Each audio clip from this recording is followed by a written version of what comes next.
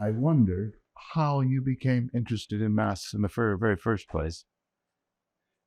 Now, being wise way after the event, I found film of myself as a child with my uncle, my father's brother, my father's elder brother, and my mother making the film.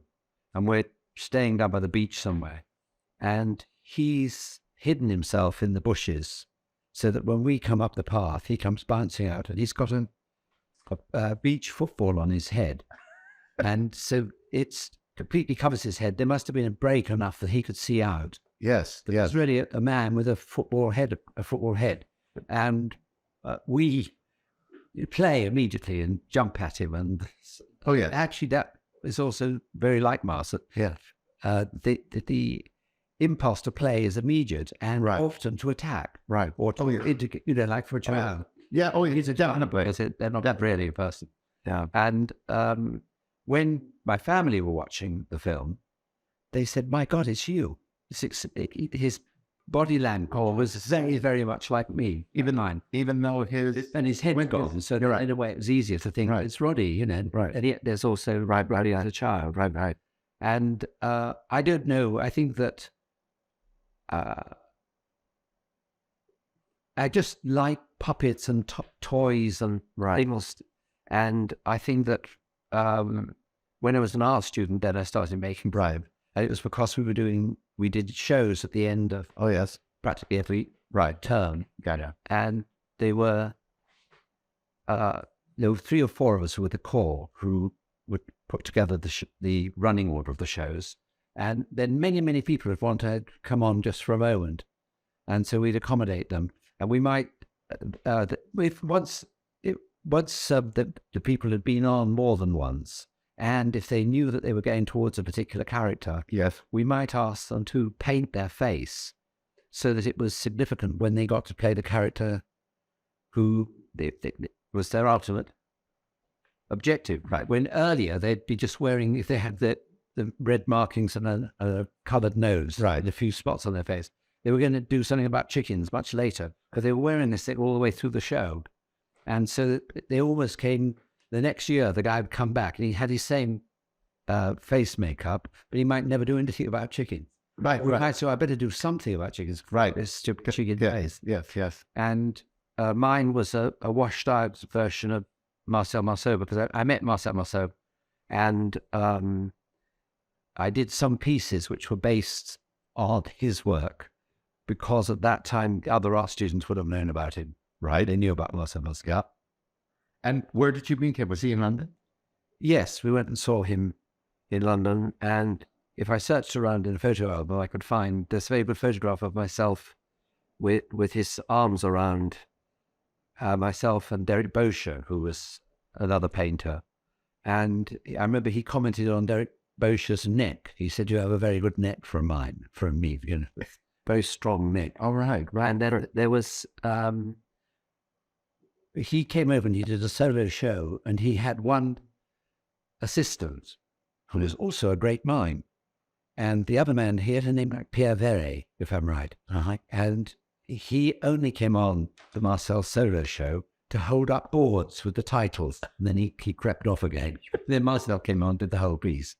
And we met him afterwards, and then also got some info. Were you in school at this point, or was this a little bit later? I was at Royal College of Art. I was an art student. I was a painter. Yeah. Yes. And so it was in, I was at the Royal College in late 50s, 1954, something like this, 55, 56, And he also told us that we could come to Paris and study with him. Oh, yes. And I got to do a little performance piece at a party. They gave a birthday party for him at the Troubadour, and there was a Canadian who ran this club, this coffee house, who also filled the coffee house with dolls and toys and puppets, and sort of towards masks.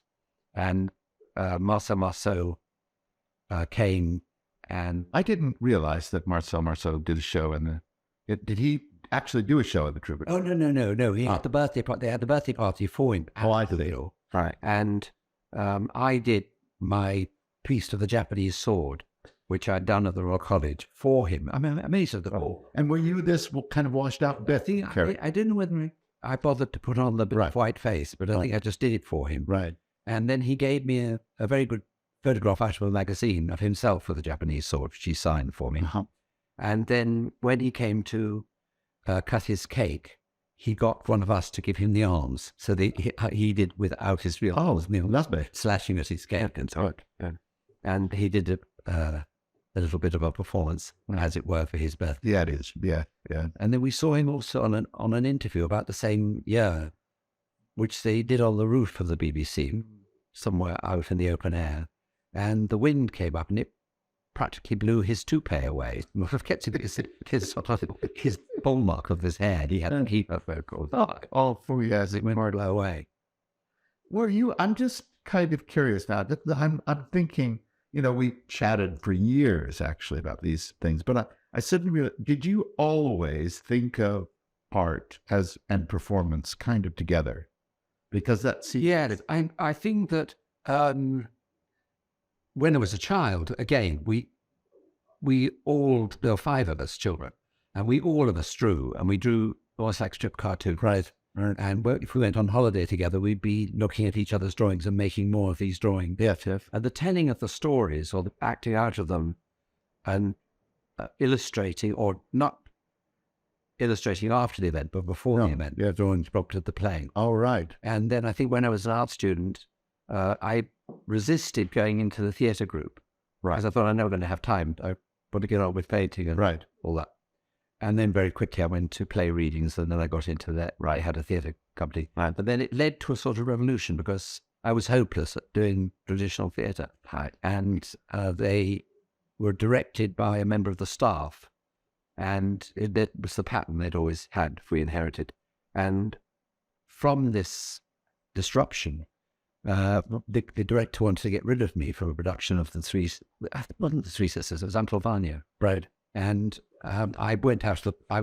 Left the cast, but I ended up doing the force of the wind to blow the curtains out with a piece of board, and I rarely gave it stick, so the curtains blew out. It looked like Russia was really dangerous.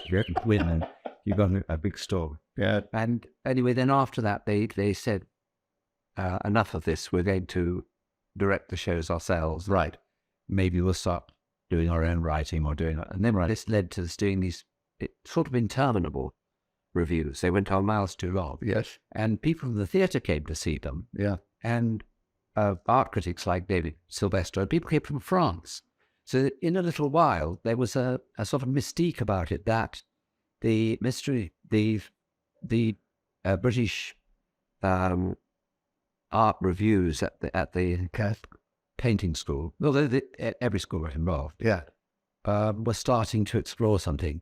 And it coincided with the happenings in America. Yes. And one of the women from, I think she was a designer, went over to America and worked with Red Rooms, or I can't remember now the names, Capro, these people who were doing happenings in New York. Yes.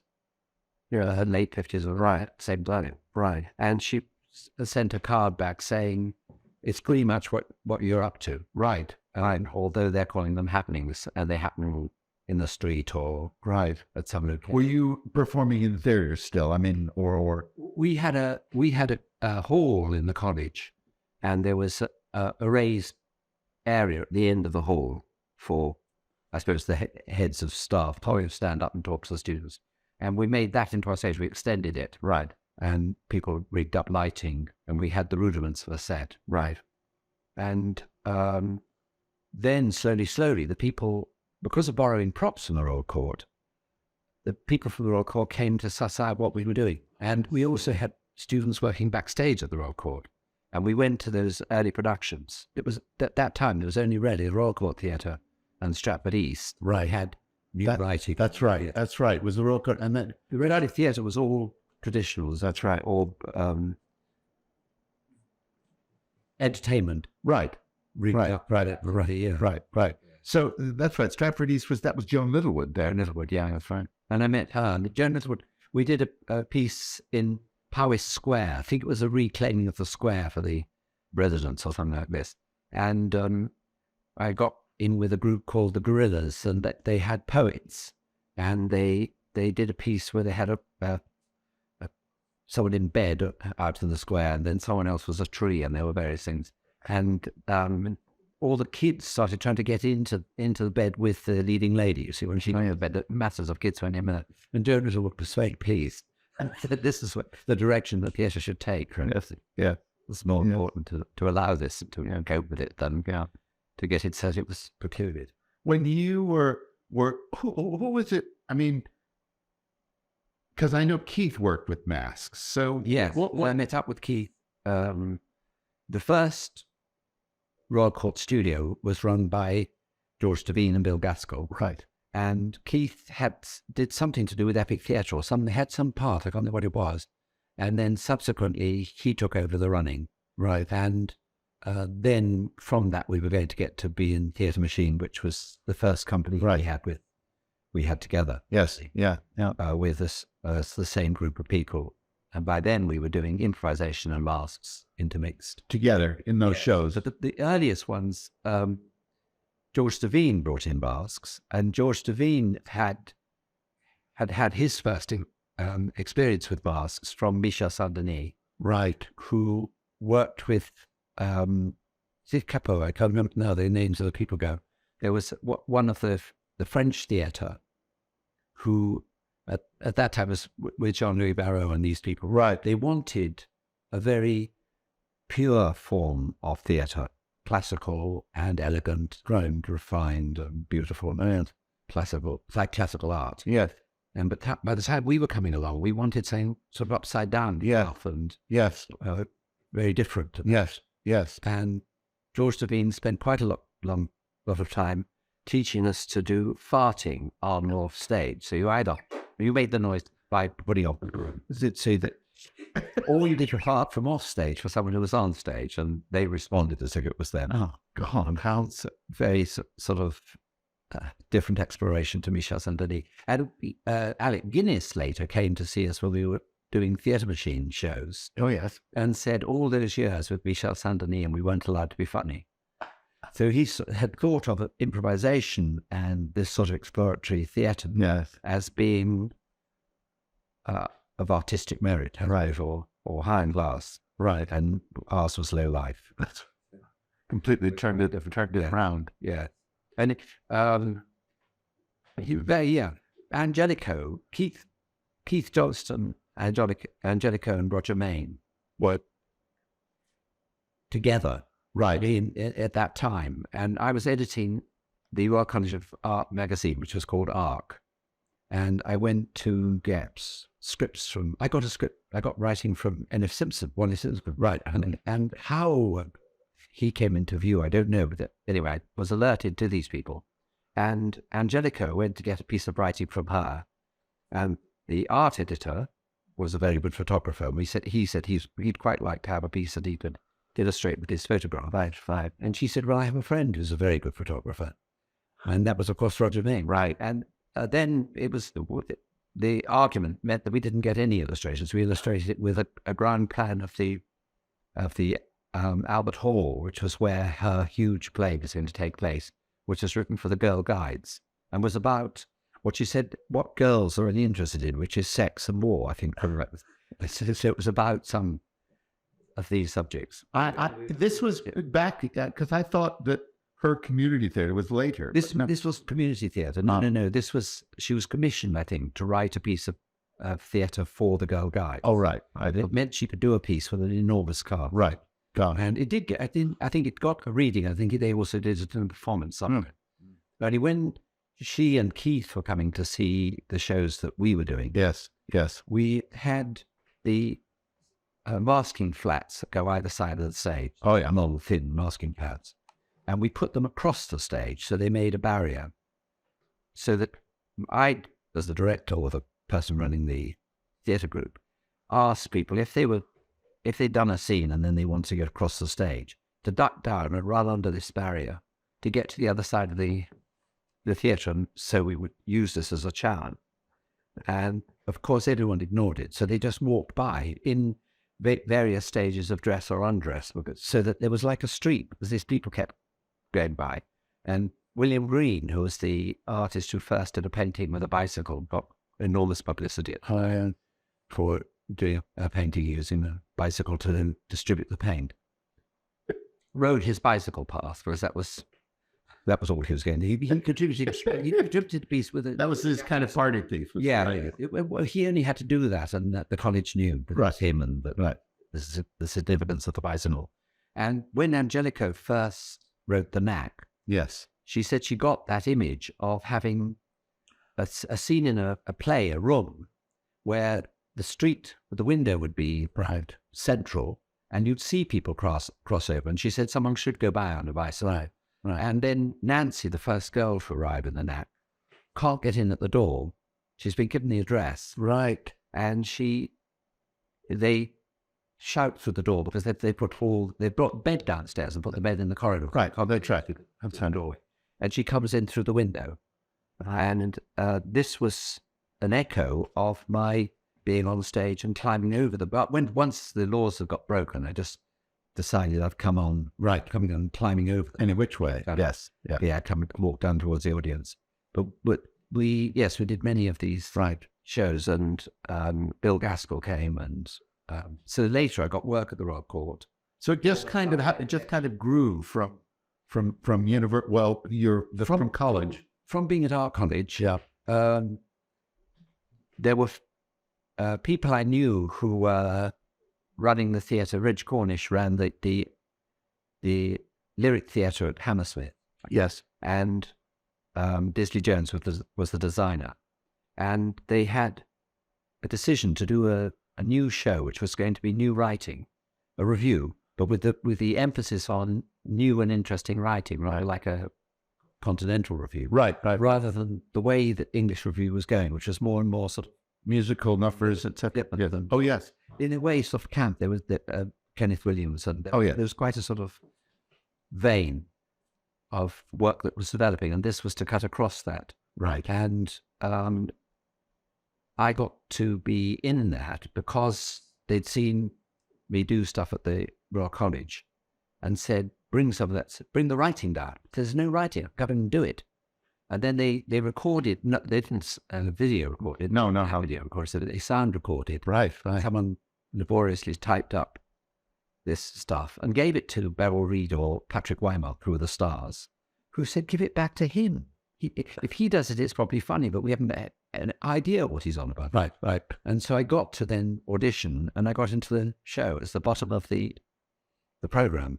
Right. And I got to do solo pieces. I actually got the set pitch as a writer when I was performing. Oh, that was rather nice. That was excellent. And Peter Cook was one of the writers, and Harold Pinter, and then F. Simpson, and Mortimer, and on, Novo, Lambert Gascoigne. Right.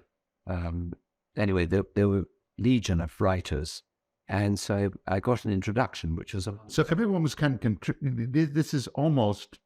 I'm kind of having a picture of almost like pre-improvisation in a funny way. Yes, no. Yeah, I'm wrong about that, but you know what I'm saying. When we did our shows at the Royal College, we worked out what we wanted to do, and we ad-libbed them so that we had devised the piece. Really, we knew what we were going to do. Right, and it allowed that if something spontaneous started to happen, we could go with it. Right. So we had an understanding that was a strong element in what we were developing without knowing even the name improvisation. Right. And also the overlapping or bringing... We have people who turned up who wanted to mime to a record some tap dance and singing or something, and all the song was on the record. And it's sort of comic, and you think, well, no, we can't. Yeah, you can do that because it could be in the restaurant scene. When we have the restaurant thing, this guy's going to come and do this sort of tap dance to mime to. Yes, wonderful. You made connections between all these loose ends. Yeah. And we used some masks in those shows. And most notably, I did a bird dog, which was the Everly Brothers. Oh, yes. Bird dog. That's right, yeah. Dog was a bird, he's a dog. Oh, yeah. And I made a body mask, which was a chicken facing backwards, because when your leg is moving backwards, the spur has to only come from your knee. And it makes a very good chicken's leg. You build the back of the shoes. Oh, yeah. The foot is moving this way, but the kick of the leg is that right. With the spur. And then so it kind of looks like a chicken slightly. Yeah, and the dog's head was facing backwards. But by angling yourself, you could see where you were going, whether you were running into anyone. It was bird dog. And then, having made this very loose connection with the Royal Court, I borrowed the dustbins to do a version of Endgame, or we did. Characters who were in dustbins and lovers, they got into each other's dustbins. We tried to do it with real dustbins. You can't get in or out of a dustbin. And then one of the students who was working backstage said, well, they've got the props in the prop room. These cut away from Endgame, the cutaway. Oh, yeah. And I went down to see George Devine, which also now I'm amazed. If we walk in, I mean, I didn't know there was any reason why not. Walk in and ask him if I could borrow the dustbins. And he said, I didn't see why I should lend you props to ridicule an author I take very seriously. Listen, we're doing it out of enthusiasm. The students know because they've seen Endgame. Yeah, right. Of course, borrow them, take them. So then we help them out, and then we use them. So that they were having made this connection, I went back to, they were doing, there's an Irish O'Casey play, which has a cockerel on the roof. Oh, so it's Plough on the Ship. Yes, the Plough on the Stars. Maybe something like this.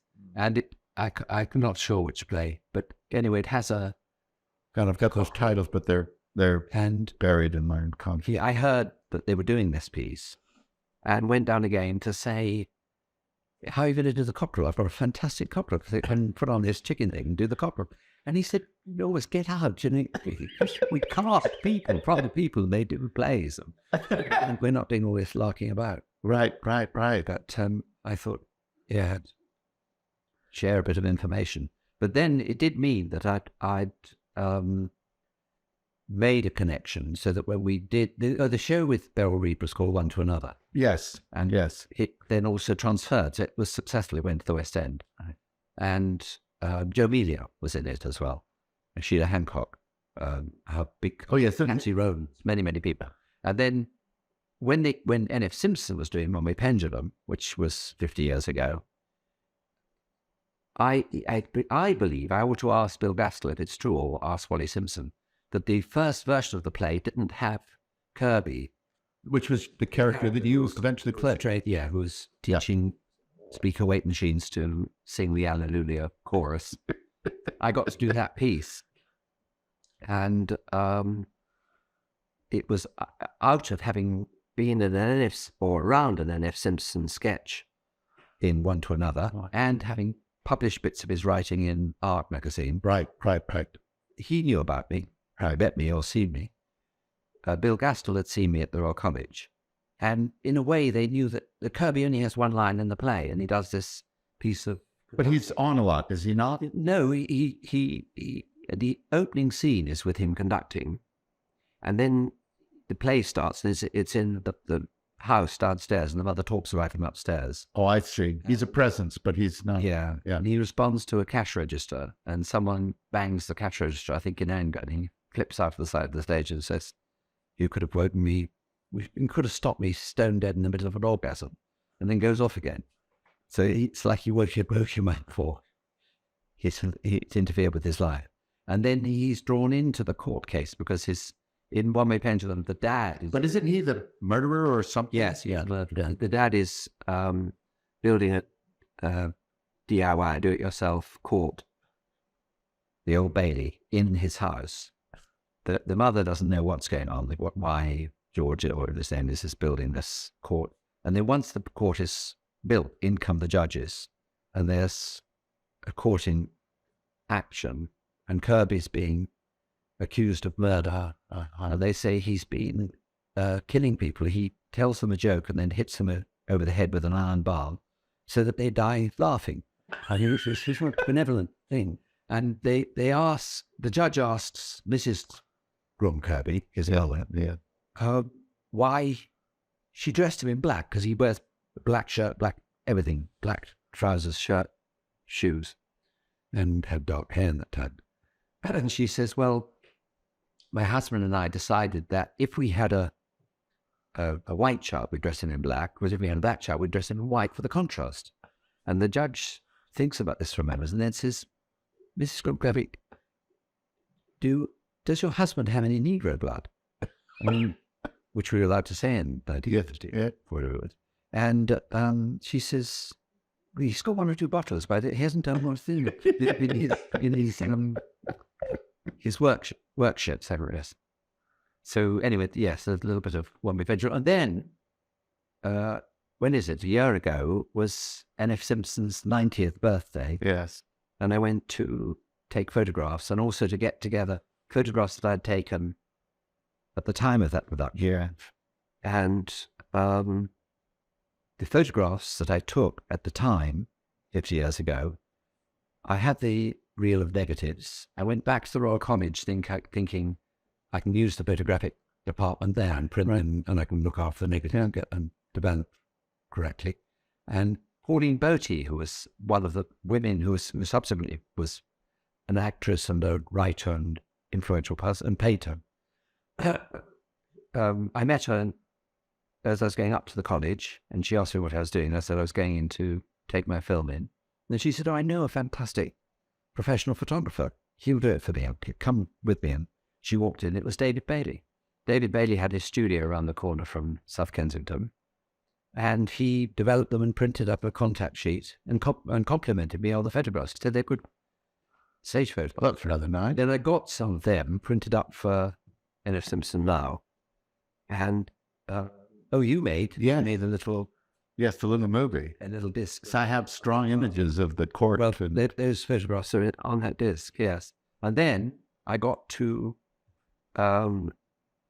read the part of the old schoolmaster who was called Geoffrey Whittenshaw for Wally Simpson's present play, which was called If So, Then Yes. And I've written that. Now, you said there's some possibility that might...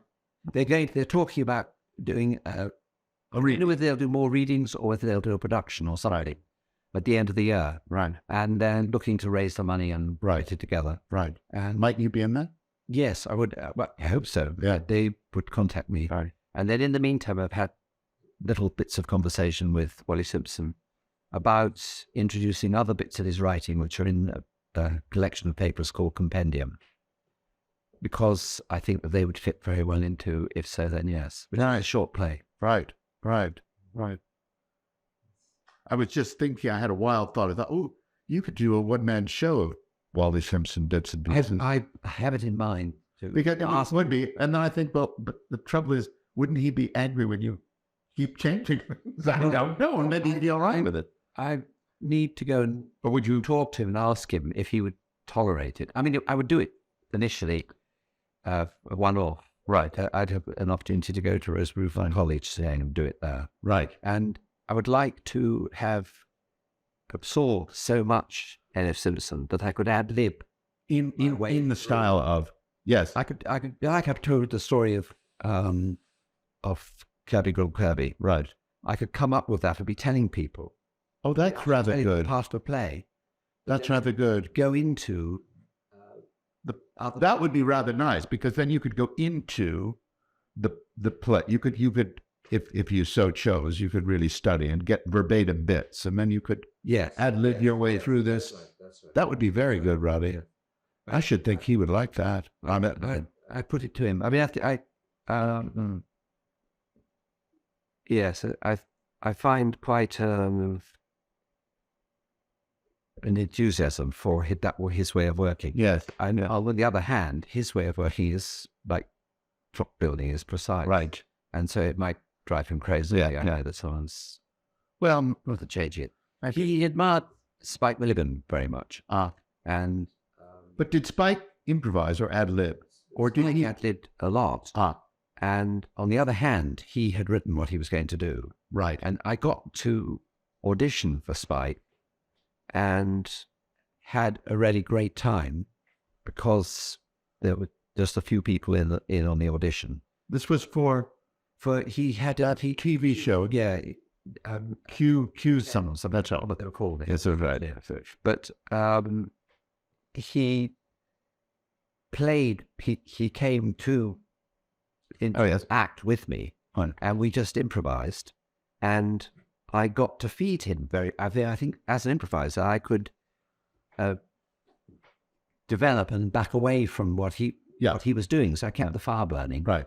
And he enjoyed it very much, and the directors and other people who were watching did. And then we went through, we must get in touch with you later. Right. And unfortunately, I admitted that I'd got the likelihood of doing work during some of the schedule that he wanted. And my agent after said, you should never say that, because then they book you in and then they work around you and you work around them. Whereas by saying it, they went to someone else. Oh, right, of course. Then you say, oh, yes, of course, you're the most important thing in the entire universe. And then, oh, dear, I have... Yes, once you... I think that was probably out of enthusiasm, really. I wanted to say, I really would like to. Yeah. There is this date and that date. Yeah. And Spike, I think, was saying, well, that'll be okay. But someone else is saying it won't be okay. Right. And I also asked Spike, could we do this in the program? To improvise. Just improvise, like have a moment. Because again, I'd have it that if you did it, you waste a bit of time, maybe. With any luck, you net in something really. That's right. And otherwise, you have to jettison it. Yeah. But he said no. And it was sort of, I think... Of course, was it live? Would it have gone out live in those days and then taped? No. As it was going out? No, I think... Oh, just a minute. Because it was the shows. The shows did go out live. Right. Yes. So then he would have been taking a big risk. Right. Yes, right. Yeah. Right. Whereas now... Now you could tape it. No. Just get rid of them. Yes. But I think it was also just status. That if he knew that I was in the same running as him. Yes. But he knew that he was Spike and the rest of the people were... in service of people, who'd come in to do the show. Yes. And then he liked the idea that we came up with characters, and the man I don't know, his name's gone. There was a man who ran the sort of arts programs in the late 50s, and who gave a lot of leeway to Ken Russell. Oh God! And his name is up. I know exactly who you mean. And he was quite famous for the... He had a very particular sort of way of talking. Yes. And he was a big shot to be very big. Yes. And Hugh Weldon. Hugh Weldon. And I did a piece for Spike on Hugh Weldon, having discovered this unknown artist down in Hull, who they trying to persuade to come on camera, but he's actually cut his ear off and he's not in the available state. And he also had it, but Hugh has quite a difficulty in saying whether his name is on. And how wonderful the paintings are with this. Hugh Weldon also used to get very highly emotional, particularly with music, to a point where he couldn't really continue talking. He sort of got too... Which is probably why Ken Russell got away with so much. I know, because he loved music to the music lovers, etc. Was the art presenter. Mm-hmm. And Spike thought, that we could use a bit of Hugh Weldon. So I might have got to do that. Because I don't know this story, do you remember the first time you met Keith? How you bumped into him, or how you... He came... was it through... through Angelica? Yes. I've got a feeling that he came to see the shows at the Royal Court, at the Royal College. Right. He came to see the reviews who did at the Royal College. Right. Before Angelico, because I can certainly remember him coming with Angelico because she'd heard from him. And in fact, I know the piece. I had a piece which was a taxidermist, and the taxidermist was based on having seen a program on television, which was for real about the problems of the taxidermist. This stuffing cats, because if a person's little pussy dies and then you have to stuff it, the trouble is that you can get it absolutely looking perfect and lifelike, and the owner comes in and sees it and says it isn't Tipples. It doesn't look a bit bad. It's like a portrait where they get the face more or less right, but it's wrong. The eyes are wrong. It's like, well, yes, of course you would. And of course, with padding out the face, you make it the wrong shape, and it's not Tipples. And so that was one of his problems. So then he got into the largest job he'd ever done was starting an elephant and getting lost sort of inside there, pushing stuff down into the truck. And Angelico asked me afterwards if I was aware of the double told of the stuffing. And Keith said, and Roddy wrote this. Said I didn't want to make it too obvious, but yes, there's a sort of pleasure in always talking about all this stuffing going on. Yes, I think that Keith had come there, and then I really got to know him. As I say, the first series of workshops of the Actors Workshop, the Royal Court Actors Workshop, he was less prominent, and as I say, I think he had the thing to do with Epic or something like this. I was working on big stories or something like that, Right. And then we did mask work with George Devine, Right.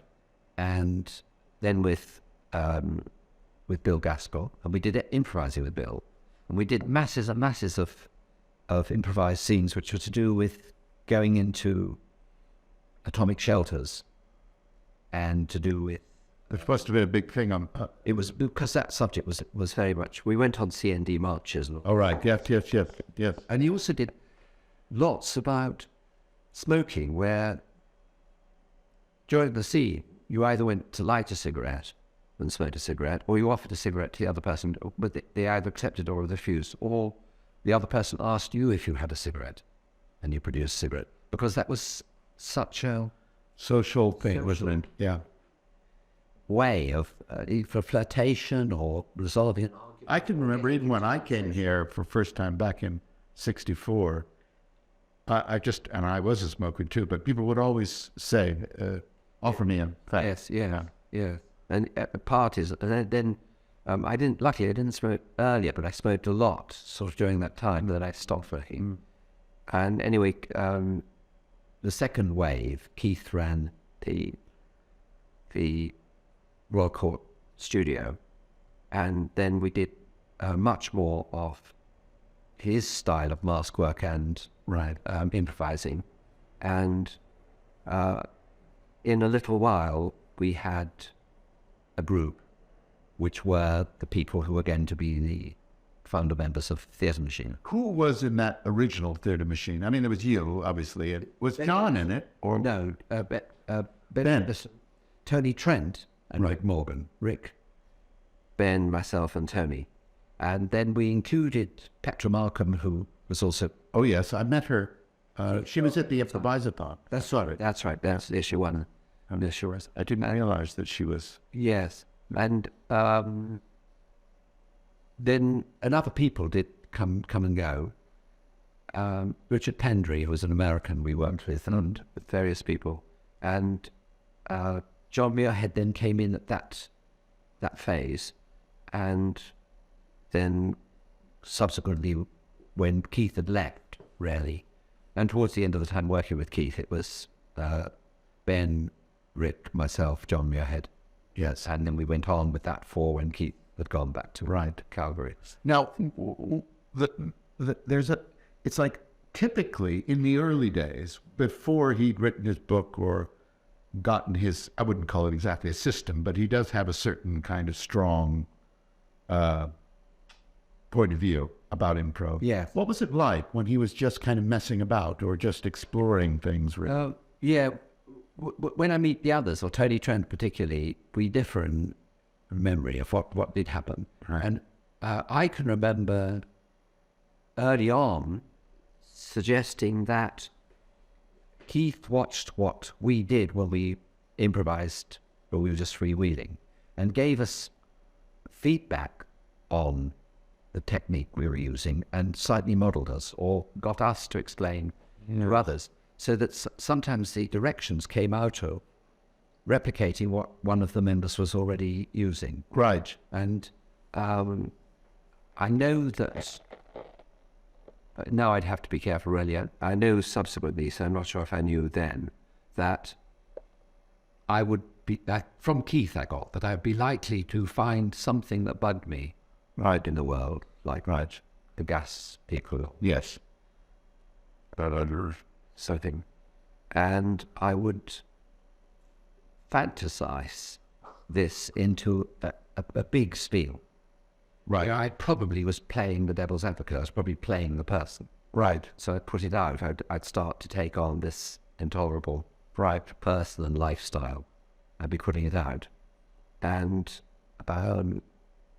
Keith had me marked as a potential eccentric, as if, later on, maybe he'll be very eccentric. Right. Right. And I did, which we would have both called spieling, of coming up with these stories and coming up with extraordinary stories. And I preferred, really, having the props in my hand. Yes. Than miming. Right. Which also goes a little bit with the masks. Right, yes. The masks are so tangible that the setting that they're in and what they're wearing is real. Yes. And that if you start miming something else... Yes.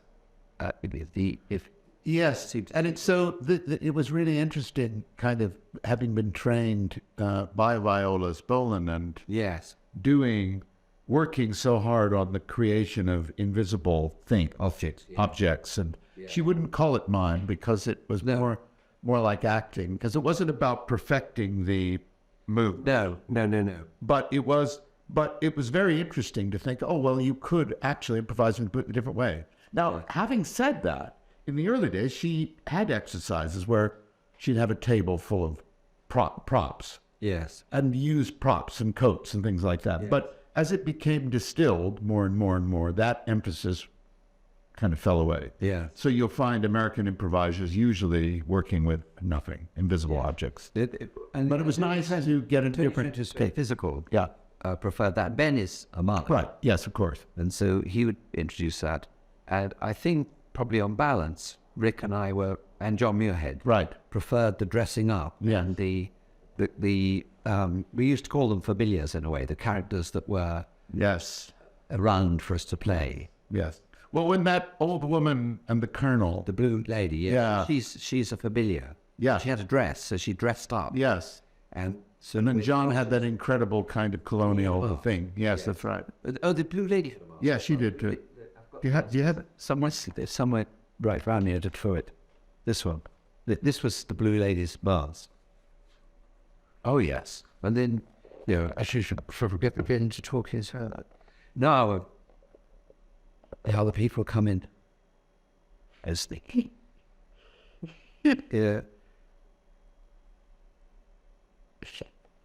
I'll take it over again to say it's more open-ended who was there. Yes. Now, if I was with John, and particularly the dress would cinch it, it would go back to the lady. Oh, yeah. We had it that when you had a mask, it was as if when you put the mask on, it contained the capsule of the memory of everything you come up with when you had that mask. Absolutely. Well, so your brain seems to be able to put the things into. That was the most compelling thing. I told you this story, but it's worth... Yes. I'm going to move the camera back so no one will see me, but they'll see a little bit of me. When I saw you and John doing at that museum of the Strange, what was it? Was called the Museum of. That's right, Museum of. That's right. Whatever the artist chose or given as a subject, it became the Museum of Danger of Fear. That's right. That's right. We had the Museum of the Unknown. That's it. And the unknown meant that we went into areas of predictions to the future. Oh, right. And then the room that we used for the masks, someone had got something to do with ghosts. And he had window frames and pictures of where people have moved and in the photograph. And I asked if I could take the masks and have, which I then called it a seance, and I got worried that you're having an actual seance and that the masks or people might get inhabited by the spirits. So it fits in with a whole belief system where these characters could come into this huge ancient wharf down by the river. Well, it was very mysterious because, I'm responding now to your thought that these characters kind of developed a history. Yes. You put on the mask and suddenly all those events yes were part of their their persona. Name came up, and That's right. and their profession. And But when I saw you and John doing that, and it just lasted about less than 5 minutes, I think. It was a very theater machine-y thing in the sense that it kind of almost started in a very desultory way with rifling through the mass, I think, and then John saw it. And I could tell you were kind of going to click into something. Yeah. But you hadn't performed together for several years. Old. And he put on the mask, and you put on the dress with the mask. That's right. And suddenly, this whole thing, and the whole room went absolutely quiet as death, in a good way. Yeah. Yeah. And you had this interaction, and then John said, "Oh, I can't." Probably him said, "I can't handle this anymore. I can't take this anymore," or something. And the next thing he knows, he's making this incredible long exit down this strange corridor. Yes. And it was heavenly theater. I mean, in my view, it was really quite amazing. But it was suddenly these characters who probably hadn't expected to meet each other again, suddenly were meeting each other again. That's what it was like. And so that was that's something that to me was very discernible. Yeah. Well, I wouldn't have put it exactly the way you did, but it definitely was the feeling that these people had a history. Yes. Okay. Yeah. They seem to hang around. This is the mask Alice made, and I think in close to hand it's the only one I have, which she made, and I may have. Sometimes I've repainted the eyes, so I may have done that because she sort of asked me to have a look at the repainting of it, and then we went down to Dorset recently, and we were doing a show, and the woman organising the show asked me to wear it, and said that I looked like a politician. I don't know. I haven't looked at it in the mirror anyway, so I don't know what it looks like. Oh God, you do. Oh my God. I don't know who the politician would be, but I imagine probably Conservative. Probably rather pleased the way it looks as if we will get in the second innings. How long that will last, we could tell.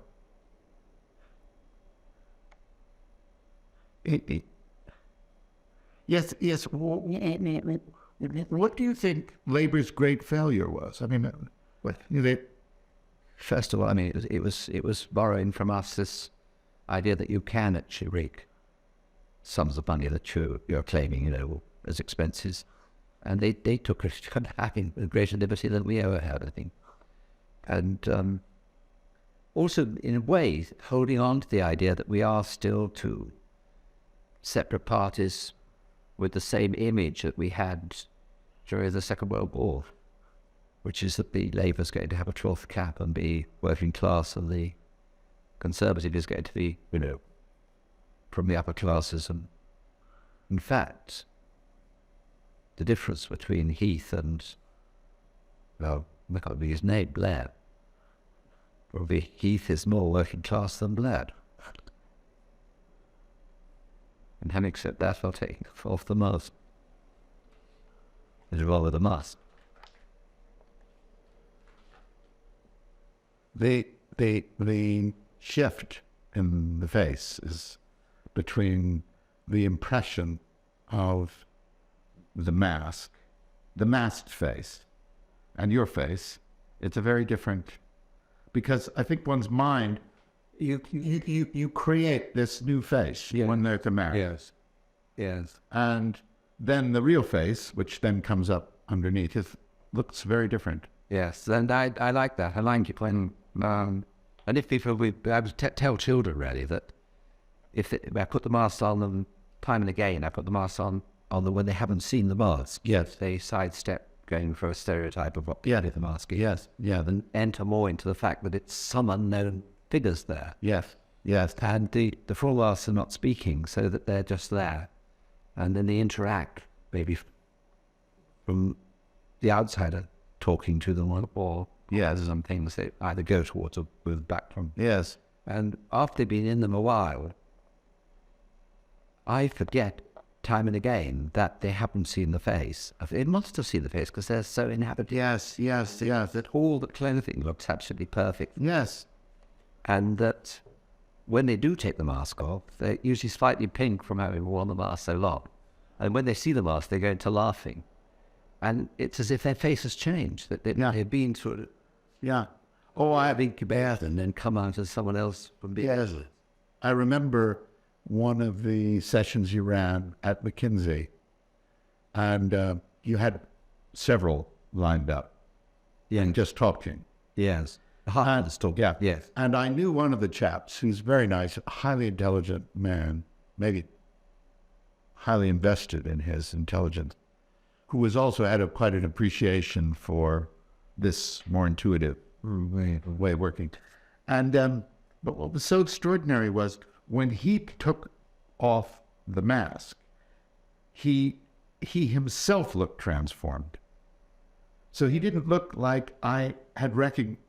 No, of course it was him. I'm not saying it was total, but it was like some peace or calm that he didn't usually experience. Had kind of become more prominent for him. Yeah. I asked the children just the other day when I took the mask into these 10-year-old, 11, whatever they are, and then afterwards asked them, tell people what you experienced, what was it like? And some of them then go for, it's really horrible because you're inside, you can't really see, and it's sort of squashy on your nose, and I didn't like it. I liked playing, but I didn't like writing. And then another one says it was weird. Can you say what's weird? Just very weird. And then the other ones pick up on that. Yeah, it's a useful word to describe. Yes, unknown. That was it. And then one girl said, freedom. And then she said, it didn't have to be me. It was freedom. And then, as we say, once you know that there's freedom out there, you can grab hold of it and claim it. Allow yourself the freedom without mask. To do the same as you experience with the mask. But sometimes if the person has been in the mask a while, the people watching are entranced because they start going into a sort of slight dream. Very much the fact that the mask isn't quite real, but what's happening. And then the person wearing it is also not quite themselves and probably goes into some sort of trance. And then when they come out, they are as if just woken, or they're not quite. We used to warn ourselves when we wore particularly the full mask in the improvisation, in theatre machine, that when you've used the full mask for quite a burst, when you take them off, you will be slowed down, and so will the audience. Yes. And you may need to pick up some energy. And otherwise you may stay a bit somber and a bit slowed down. You can't quite get back into this. I think it would have happened even when we were doing them now. There would be a count of 1, 2 before, otherwise I'm almost cut out of playing. Of being talking. That's very interesting, because when I worked with you in that and put on that mask, which is around here somewhere, that funny Hungarian chap, I felt very calm and peaceful, and I could have just stayed in that space for ages. It's going to be it's the one I haven't got. Well, never mind. For some reason it's upstairs, because I probably separated it out for a time when we were working or something like that. And these are ones I've used for recently. Well, it was just that sense of it is like, here I am, I'm being looked at by a few people. It wasn't a massive audience, but I didn't care particularly. It had somehow removed me from my everyday. You didn't share anxiety or having to come up with something. Right. That's yourself. And to me, that's heavenly as a performer, because although you're right, it probably can slow things down too much. But I found a similar energy when I was studying clown work with this American clown teacher. He's very good. Yeah. He teaches a very European style of clowning, not Barnum and Bailey rodeo type clowns. or kind of, although we did use red noses, so I mean, there's a relationship, but it wasn't. And he talked about your humorizing things. I mean, what a strange way to put it. But what he meant was, and my when I caught it, there was something also. It was around you. Yes. A sort of playful potential. That's right. Yeah. It's something like that. They're responding to you. Absolutely. And I use that just as an actor, you know. But you first identified it for me about how clowns tend to be curious about. Yeah, what is this? What is and why does it keep hitting the floor when I lift it up? I mean, why doesn't it go up? Yeah. Or it could go up. Yeah. But you have to slow down as a player, I found, to catch that. Yeah. And you realize that if you, the player part of me, the conscious part of me, the performer part of me, realizes that in order to really play that investigation, it might take quite a bit of time. Yes. So there's a part of me going, well, make something funny happen. Yeah, no. But you can't listen to that voice, because otherwise nothing will happen. So there's something related to these energies that are quite, maybe detached is the wrong word, but it's not plugged in the way, you know, I must be funny, I must make this point. No. Mark Rylance credited Theatre Machine, and then he also saw the piece we've devised called Alice Stein. Yes. With allowing time for nothing to be happening, or to allow the people to be moving. I think this tape is, yes, it's a little yellow flashing thing. Yes. But it's still running for a bit? Probably runs for a moment. All right, no. I'll look at the time myself. Right. But we know, just to say that you've got about 2 minutes, so let's finish the tape. He credited Theatre Machine with having a pathos or a sense of theatre when many improvisational groups come on to get into the comic routines. Right. And of course, the television shows there, that's even hyped, added to, because the people are already stand-up comics. That's right. So they come on and they're ready to make a joke or and knock it down with it. That's right. What they say. That's right. And it's not allowing that you might allow someone with Theatre Machine to allow the first person to go out on stage and wait to see if they needed anyone else with them. Right. And they're waiting to see whether anyone else is coming, and they start to investigate the table, whatever it might be. And that's a little bit like the club. They're looking at it, and then the ones watching know he's either going to want to buy this or sell it, or your mind goes to, so that if you do come on, you're ready with or teach one how to be a table or something like that. That's right. Or cleaning. Yes, that's right. Yeah. I mean, I love that. It's so interesting how stupid people are. I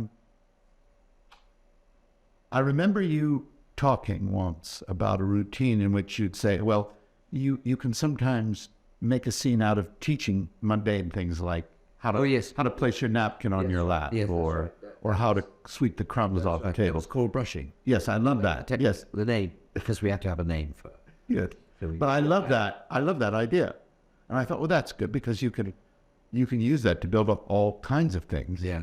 It might not be, quote, funny in itself, but it could very well lead to something very good, or it could be quite funny. It means that there's a little status because the guy who's teaching, that's right, must get it right, it knows, and the other guy is maybe does something that's going to be wrong. That's right. Make a big. Well, I love that, and yet there are people. I came across some stupid rule: never teach anyone in an improvisation. I mean, these are people I think who don't know anything really, or they may know something.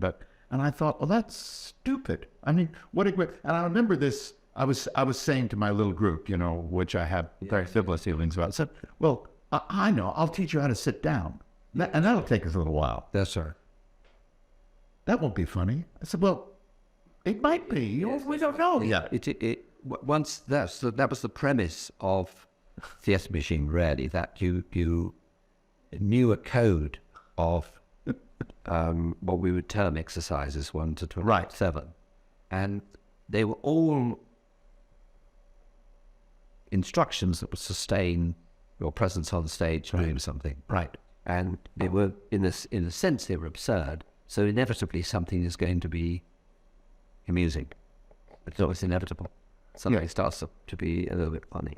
And then when they're 2, it's or 3. Odds go up a bit. Yes. We should stop. So let's stop, and then we may take a little break, and then does that get? No. Can you see yourself there? I can actually. Okay. Yeah. But I can not when I'm looking at you. No. I can't. No. I can't. Not peripherally, no. No. Okay. No, I can't. So that I could see myself if I was of that frame of mind, but I don't think. Or maybe try looking for the actual camera, because the camera's somewhere back. Oh yeah, You could see it. Yeah. You can see it. Yeah, I can see. How much could you see of the back of my head or the back of my? Oh, I could see your face, my face, and the camera, and the back of your head, which is probably the least interesting. Well, it could be the Might be the most. might be. Might be. Yeah. What sort of work do you do? What's your present employment? Not at work. Well, I long to